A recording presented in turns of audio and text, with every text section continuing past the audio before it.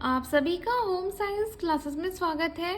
हमारा next topic है ऊर्जा उपापचयन। हमने कल पढ़ा था, ठीक है। उपापचयन क्या होता है और ये इनके जो पार्ट हुए कौन कौन से हैं, अपचय उपाचय हमने पढ़ चुका है, ठीक है। आज हम पढ़ेंगे ऊर्जा के बारे में, ठीक है। तो चलिए आज का वीडियो करते हैं स्टार्ट। तो ऊर्जा क्या होता है? शारीरिक श्रम करने के लिए हमें जिस शक्ति की आवश्यकता होती है उसे ऊर्जा कहते हैं। जैसे कि आप कोई भी काम करते हैं, ठीक है, पढ़ाई कर रहे हैं या घर का काम कर रहे हैं या ऑफिस में काम कर रहे हैं, तो उसको करने के लिए क्या हमें ऊर्जा की आवश्यकता होती है, ठीक है। ऊर्जा एनर्जी की आवश्यकता होती है। जब तक आपके शरीर में एनर्जी नहीं होगी, ऊर्जा नहीं होगी, तो आप कोई भी काम नहीं कर सकते। जैसे कि आप एक दिन खाना नहीं खाते, कोई फास्ट रखते हैं, तो आपके शरीर में लगता है ना कि बिल्कुल सा कोई जान नहीं, आप कोई काम नहीं कर सकते, क्योंकि आपके शरीर में ऊर्जा नहीं होती, ठीक है। अगर ऊर्जा नहीं होगी तो आप कोई भी काम नहीं कर सकते। किसी भी काम करने के लिए आपको ऊर्जा की आवश्यकता होती है। तो देखिए, और फिर नेक्स्ट क्वेश्चन जो बनता है, ऊर्जा जो है उसको कैसे मापा जाता है, ठीक है, उसको क्या कहते हैं? तो आहार विज्ञान में भोजन से प्राप्त ऊर्जा को मापने के लिए किलो कैलोरी का प्रयोग करते हैं। KCl आपने देखा होगा ना, लिखा होता है KCl, इतना KCl देना चाहिए, इतनी कैलोरी देनी चाहिए, किलो कैलोरी। अगर हम खाद्य विज्ञान में, आहार विज्ञान में बात करें तो किलो कैलोरी से इसको मापा जाता है। और मापने को क्या कहते हैं? कैलोरी मीटर कहा जाता है, ठीक है। तो यहाँ भी आपका जो भी क्वेश्चन यहाँ पे डाउट है, यहाँ पे आप लोग पूछ लेना, क्योंकि एग्जाम में ये पूछा जाता है इसके मापने की इकाई को क्या कहते हैं। तो कैलोरी नहीं कहते, आहार विज्ञान में किलो कैलोरी कहा जाता है। या फिर ये आप ये साइन देख सकते हैं, ठीक है, ये लिख कर आता है।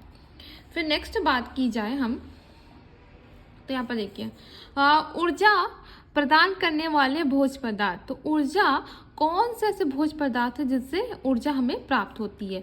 तो देखिए, सबसे ज़्यादा ऊर्जा कार्बोस, प्रोटीन, वसा से प्राप्त होती है। जो हम खाते हैं अपने खाने में, जो भी डेली खाते हैं ना, चावल, दाल, रोटी, सब्जी, सभी चीज़ों से क्या होती है, हमें ऊर्जा मिलती है। तो उसमें कार्बोहाइड्रेट होता है, प्रोटीन होता है, वसा होती है, तो इनसे हमारे शरीर को ऊर्जा मिलती है। और ऊर्जा कैसे मिलती है, तो उदाहरण से समझते हैं। तो देखिए, जैसे कि जब हम कार्बोहाइड्रेट या प्रोटीन वसा खाते हैं, तो जब हमारे बॉडी में आता है,